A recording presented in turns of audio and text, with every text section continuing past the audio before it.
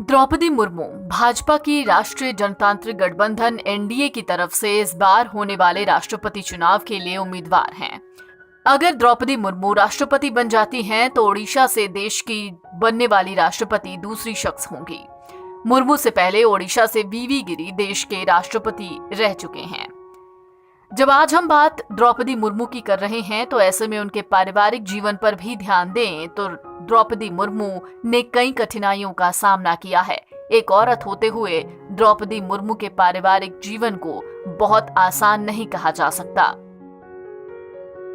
दरअसल द्रौपदी मुर्मू का जन्म हुआ 20 जून 1958 को ओडिशा में, जहां उनके पिता आदिवासी संथाल परिवार से थे, यानी द्रौपदी मुर्मू आदिवासी संथाल परिवार से आती हैं।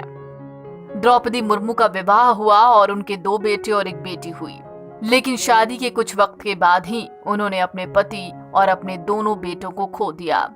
घर में बची वो और उनकी बेटी। घर चलाने की जिम्मेदारी आई, बेटी को पढ़ाने की जिम्मेदारी, तो मुर्मू ने एक टीचर के रूप में अपने करियर की शुरुआत की।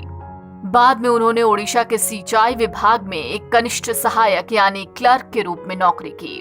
जैसे तैसे परिवार चलाया। बेटे को खो देने के बाद उनके पास थी सिर्फ एक बेटी, जिसे उन्होंने नौकरी से मिलने वाले वेतन से पढ़ाया लिखाया और इस काबिल बनाया कि वो एक अच्छा और जाना माना नाम हो।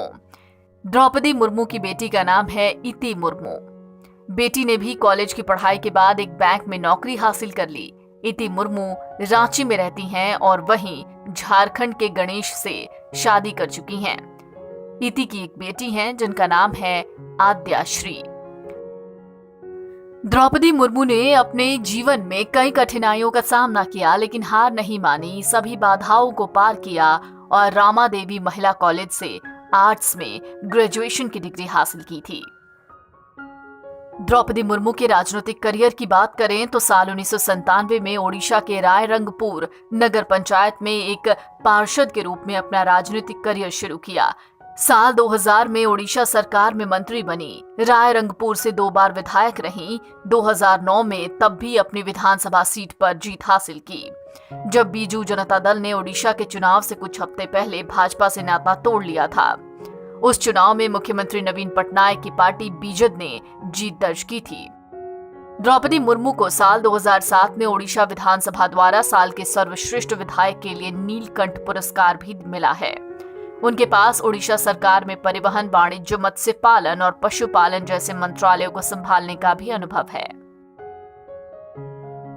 2013 में बीजेपी राष्ट्रीय कार्यकारिणी के सदस्य के रूप में भी उन्हें नामित किया गया था।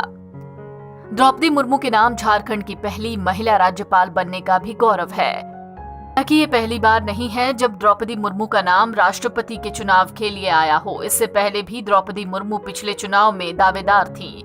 इसके पीछे उनके कार्यों और उनकी सादगी का तर्क दिया जा रहा था। हालांकि बाद में एनडीए ने वर्तमान राष्ट्रपति रामनाथ कोविंद को अपना प्रत्याशी बनाया था। एनबीटी ऑनलाइन की रिपोर्ट।